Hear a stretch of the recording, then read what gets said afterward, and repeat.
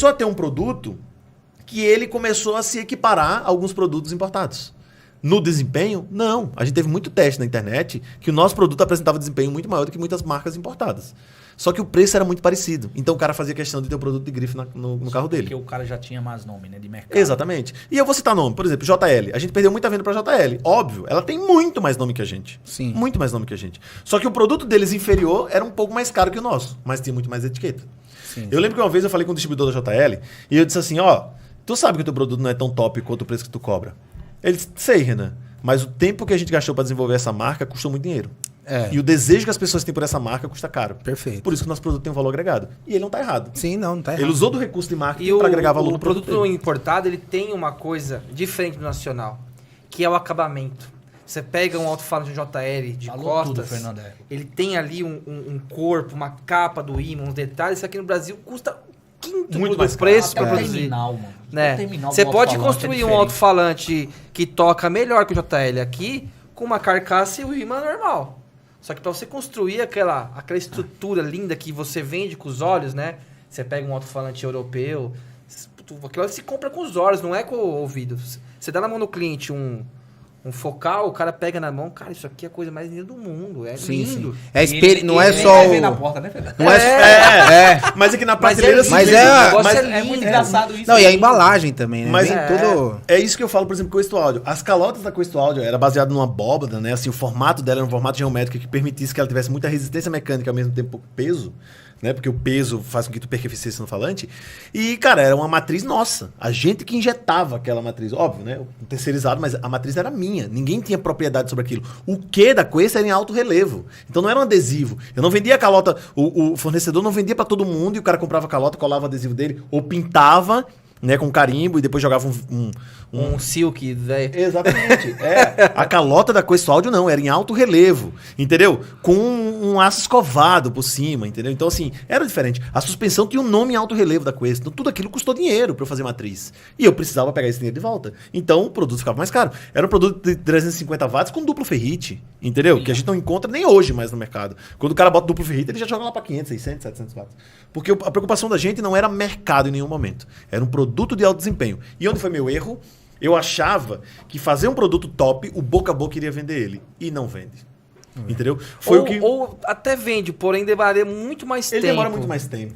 Sim, tá. você E eu não ia investir ter esse bastante pulmão. em marketing, em comunicação, né? Eu não ia ter esse pulmão, porque assim, ó, diferente do que era o Renan em 2012, quando a gente fundou a marca, para o Renan hoje, 2022, agora 2023, mas 10 anos depois, é que o aprendizado do Renan foi...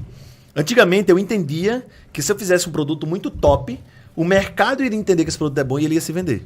Hoje eu entendo que eu não preciso fazer um produto top. É óbvio. Eu não estou falando de produto chinelo, tá? Quando eu digo assim, um produto mediano que entrega um bom resultado, mas se ele tiver um bom marketing, e deixando claro para quem está nos ouvindo, galera, marketing é diferente de publicidade. A gente vai falar daqui a pouco. Falar disso E quando a gente fala marketing, as pessoas entendem que marketing é uma ferramenta para enganar as pessoas, e ela não é. Não. É muito engraçado porque eu recebo muitas críticas na internet dizendo, esse cara é marqueteiro. Deixa eu dizer um negócio para vocês. Muito obrigado pelo reconhecimento. Porque eu me recito primeiro marqueteiro, depois técnico. Ficou pejorativo o termo, mas ele não nasceu para isso. Não nasceu pra isso.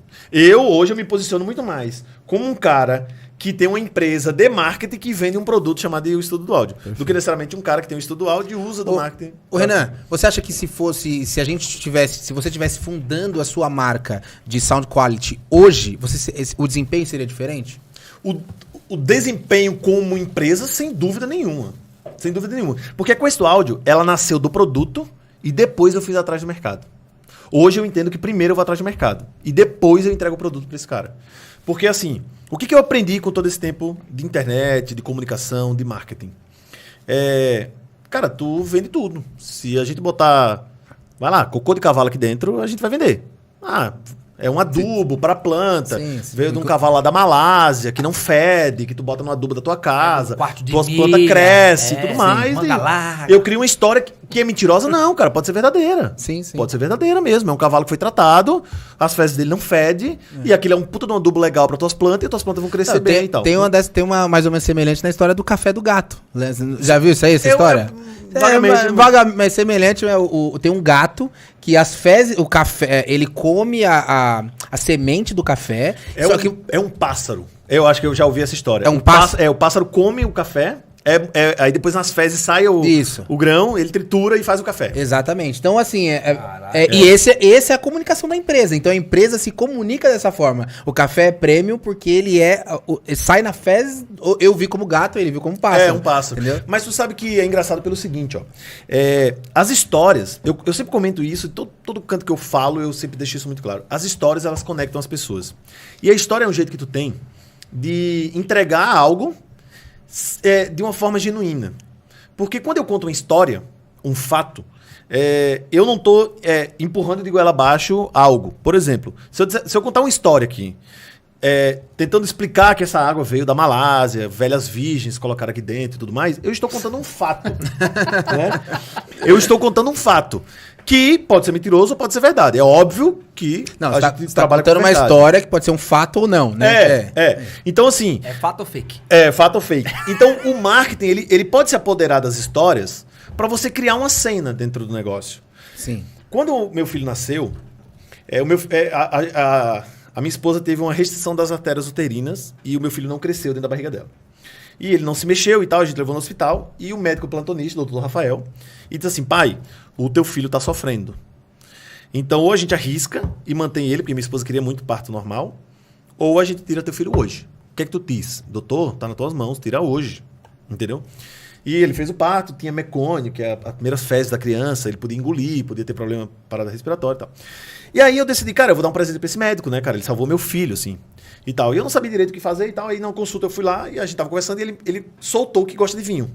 E eu disse pra minha esposa, eu vou comprar um vinho top pro cara. E eu fui na loja em Porto Alegre e eu disse pro cara, contei essa história que eu acabei de contar, e disse pro cara, eu quero apresentar esse médico. E o cara me disse, adorei a história de que o cara salvou teu filho, então deixa eu te contar um negócio. Esse vinho aqui, o Papa, fulano e tal, não lembro qual dos papas, toda vez que vem pra Argentina, era o vinho argentino, ele gosta muito desse vinho, porque na concepção dele, então ele contou toda uma história que foi tão legal, que eu não tava mais comprando o vinho pra dar pro cara, eu tava comprando a história. Perfeito. Então quando eu entreguei pra ele o vinho, eu disse, olha, deixa eu te contar uma história. Esse vinho, o Papa veio, fez assim, tal. Então tu tá vendendo pro cara a história. Por que eu tô contando isso, minha gente? Porque, primeiro, a história conecta pessoas. É assim que a novela faz, é assim que os livros fazem, é assim que a Bíblia fez. E o marketing, ele se apondera disso, de poder contar história, pra gente poder entregar coisas. Ou entregar soluções. Ou seja, eu entendo o que é uma dor e através de uma história eu posso conectar isso a um prazer pro cara. E aí, óbvio, convenço ele numa possível compra. Então, no passado, eu entendia que se eu fizesse um bom produto, o mercado iria entender esse bom produto e iria me comprar. Hoje eu entendo que é o seguinte, se a gente consegue criar uma audiência, e é a coisa mais fácil do mundo hoje criar uma audiência, vocês estão fazendo isso agora, vocês estão criando uma audiência com podcast. Se você cria uma audiência, você entende qual é a necessidade dessa audiência, ou você desenha. Eu posso criar uma audiência para mim, cara, eu quero criar uma audiência que são pessoas do Nordeste, de 18 a 25 anos, que gostam de som automotivo, ou seja, eu posso criar a minha audiência. Eu quero conversar com esse público. Qual é o linguajar dele, que tipo de coisa ele fala, aonde ele convive, o que é que ele faz. Então eu vou criar esse corpo para conversar com esses caras. E a partir do momento que eu atraio esse cara, a partir da história, eu conecto com esse cara. Eu entendo quais são as dores dele. Qual é a dificuldade? O que é que tu precisa? O que é que tá faltando para tu desenvolver o teu trabalho? E aí, a partir dessas informações, a gente consegue materializar um produto. É assim que as indústrias usam do marketing, né? Sim, sim. Elas coletam essa informação, se conectam com esse público. Entende ali aquele público, né? Exatamente.